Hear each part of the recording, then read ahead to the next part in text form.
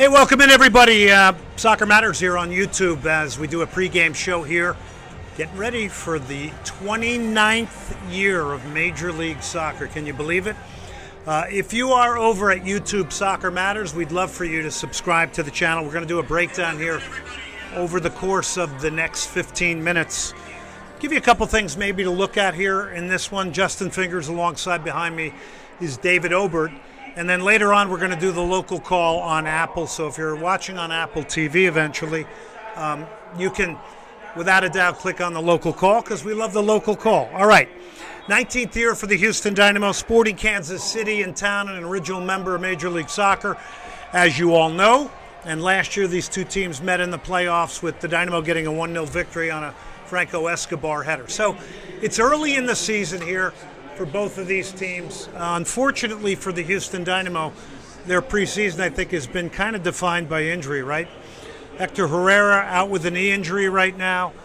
We've got Nelson Quinones, who went down for the season for the ACL. As far as Hector's concerned, nobody really knows when he is coming back.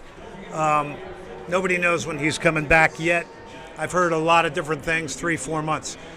I kind of like the fact that Hector Herrera's, not that he's hurt, but it doesn't sound as though it sounds like it's kind of a maintenance injury, maybe cleaning his knees out, arthritic conditions, things like that. So it allows opportunity for others, and I think we already saw that in the St. Louis game. Brooklyn Raines, Sebastian Kowalczyk. These are guys now that have huge opportunity for the Houston Dynamo to gain minutes, to gain experience, and even more importantly, gain the confidence of a coach and a coaching staff.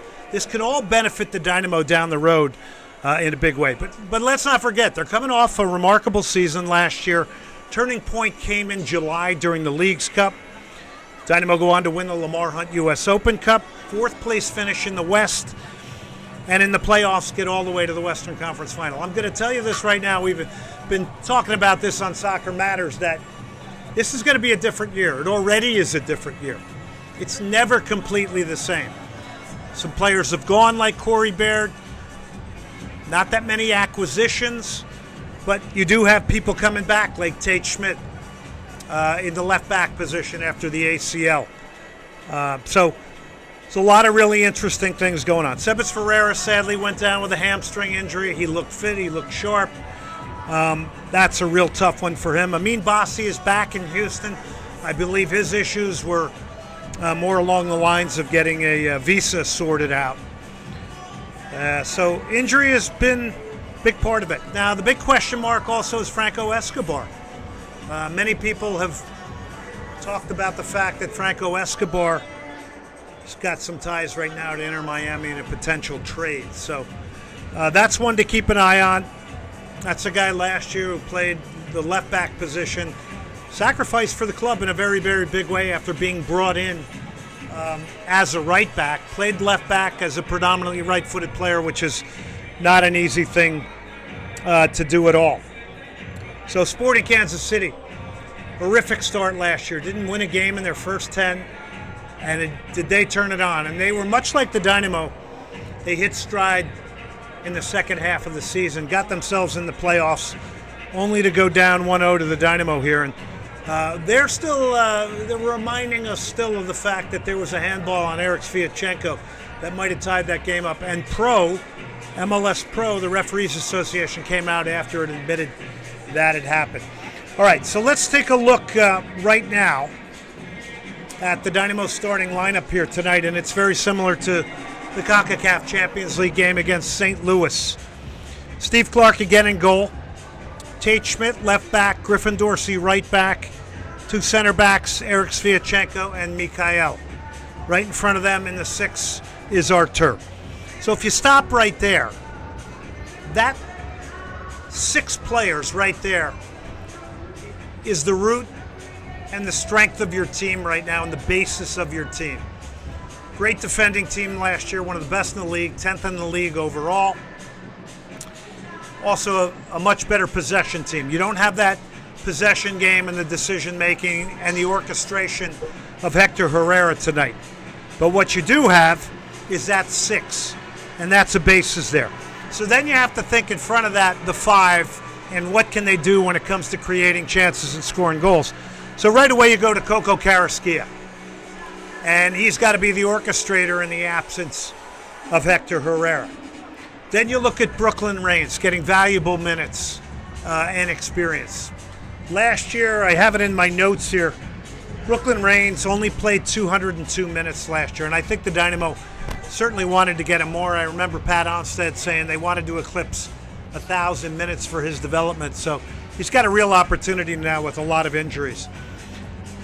Ibrahim Aliou will be the striker. He started out wide in the last game before Sebas Ferreira got injured, and then Sebastian Kowalczyk, the Pole, I think comes off his best game ever in a Dynamo uniform, scored a goal after an assist from Aliou against St. Louis City, a game they lost 2-1. The bench, Daniel Steres, Andrew Tarbell, Gabe Siegel, new signing, a forward. Not a big history of scoring goals, but a very sort of active type guy up front.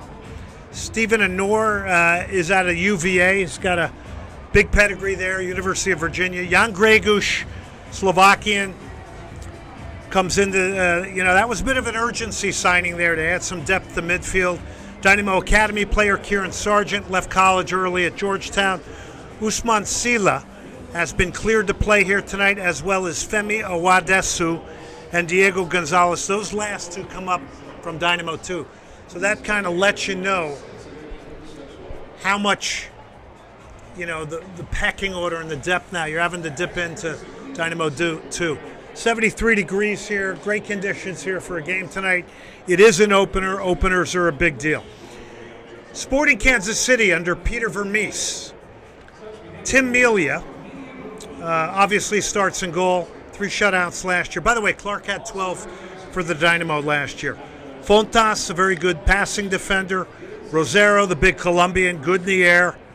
Leibold and Davis are the 2 outside backs. They like to get them forward. This will be a 4-3-3 under Peter Vermees.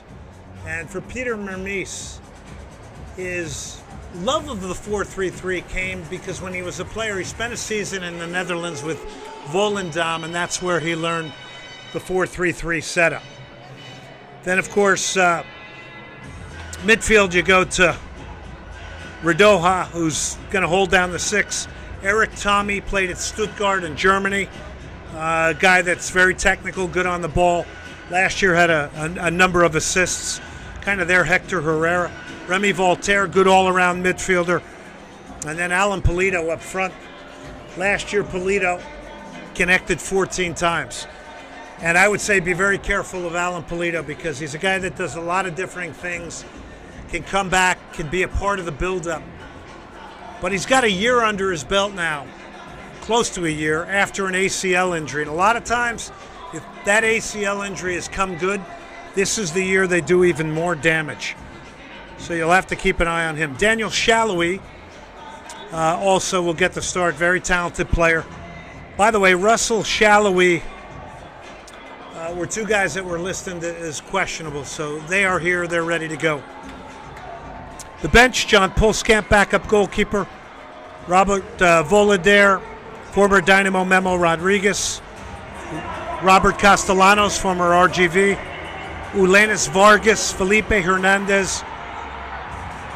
Zorhan Basang, Willie Agata, who comes from Nigeria, and Stefan Afrifa. So not a lot of changes for them, but the good news for Sporting Kansas City, they are the more healthy of the 2 teams. Dynamo last year, 14 wins, 9 draws, 11 losses. 4th in the West, Sporting Kansas City, 12 wins, 8 draws, 14 losses. 2 teams that are, without a doubt, looking to get off to a good start as we look out here and we battle the PA guy. Both teams are leaving the field here. It doesn't look like it's going to be a sellout, but it looks like it'll be a decent crowd here tonight. Peter Vermees tonight, the manager of Sporting Kansas City, will be his 500th game coaching in Major League Soccer. So between him and Ben Olsen, you got guys that have truly seen a lot in Major League Soccer. We will have a post-game show here tonight. We want you to to join us for that as well. We are having a little bit of issue with the chat, so hopefully we're going to have that cleared up post-game because we want your opinion. I do want to remind you, subscribe to our YouTube channel, Soccer Matters. Remember, the show is now Mondays and Wednesdays at 6 Central. I'm totally excited about that. That's in Drive Home. We always want your opinion. We always need your support. All these numbers, clicks, the likes, the hits, these things all matter truly when it comes to sponsorship and making things happen. Just hit that button and subscribe on YouTube, Soccer Matters. All right, so again tonight, the Dynamo without 4 or 5 starters, taking on Sporting Kansas City, Shell Energy Stadium, 29th Major League Soccer season, 19th for the Houston Dynamo, and we will see you on Apple TV, and we will see you post-game right back here on YouTube, Soccer Matters. I'm Glenn Davis. Thanks for tuning in for this pregame show.